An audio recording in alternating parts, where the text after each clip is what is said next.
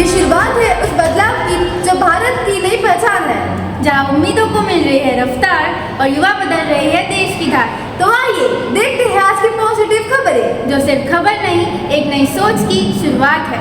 नमस्कार दर्शकों, मैं हूँ काशवी और आप देख रहे हैं विद्या प्रभात सुबह सवेरे प्राइम टाइम खबरें आप तक, जहाँ हर खबर होती है खास और पॉजिटिव। मैं हूँ मधुरा और हम लेकर आए हैं कुछ ऐसी खबरें जो न केवल देश को आगे बढ़ा रही है बल्कि हमें गर्व और उम्मीद से भर देती है।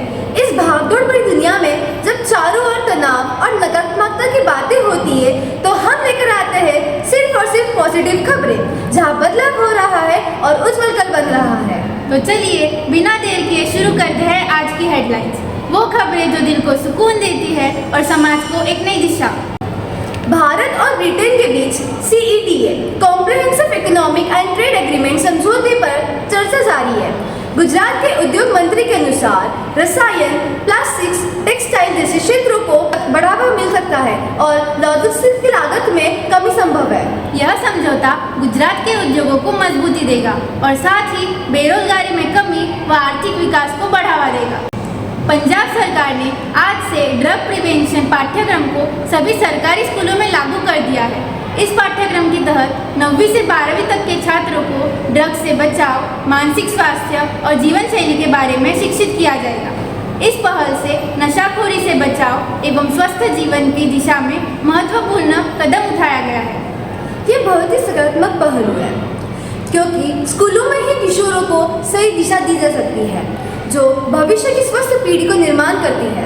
रिजर्व बैंक ऑफ इंडिया ने अपनी वार्षिक रिपोर्ट में बताया 2025 से 26 वित्त वर्ष में भारत की अर्थव्यवस्था सकारात्मक दिशा में आगे बढ़ेगी। मुख्य कारण घरेलू कंज्यूमर स्पेंडिंग एवं पूंजी निवेश में वृद्धि बताई गई है। इसका मतलब है कि हमारी अर्थव्यवस्था स्थिर और सबल है, जिससे नए रोजगार और विकास में अवसर बढ़ेंगे। तमिलनाडु के ममलापुरम में आने वाले समय में 2025 एशियाई सर्फिंग चैंपियनशिप आयोजित हो रही है।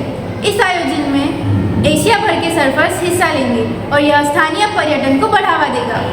ये भारत में सर्फिंग जैसे एडवेंचर स्पोर्ट्स को बढ़ावा देने के लिए एक सुनहरा अवसर है।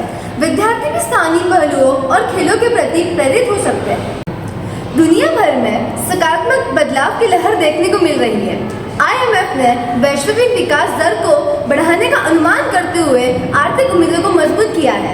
वहीं अमेरिका और दक्षिण कोरिया के बीच नए व्यापार समझौते ने व्यावहारिक अनिश्चितता को कम कर दिया है और निवेश का मार्ग प्रशस्त किया है। और आज से ही चीन के टाइंजाई में शंघाई सहयोग संगठन का 25वां सम्मेलन शुरू हो गया, जिसमें भारत भी एक महत्वपूर्ण भूमिका निभा रहा है।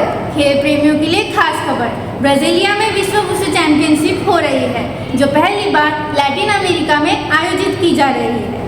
तो यह थी आज की सकारात्मक खबरें। ड्रग एडिक्शन की स्वस्थ पीढ़ी, व्यापार समझौतों से उद्योग को बल, RBI की भरोसेमंद रिपोर्ट और सर्फिंग टूर्नामेंट में जो पर्यटन को बढ़ावा दे रहा है। इन सभी पहलों से यह संदेश मिलता है कि शिक्षा, साझा, विकास और खेल को बढ़ावा देकर हम एक बेहतर समाज का निर्माण कर सकते हैं। हर खबर ने बताया कि देश सिर्फ आगे नहीं बढ़ रहा, उड़ान भर रहा है। चाहे शिक्षा हो या सम्मान, व्यापार हो या बदलाव, हर कोना कह रहा है हम तैयार हैं।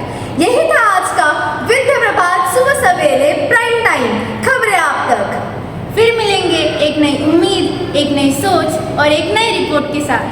तब तक मुस्कुराइए, सीखिए और समाज को रोशन कीजिए, क्योंकि जब सोच पॉजिटिव होती है तो देश प्रगतिशील होता है। धन्यवाद।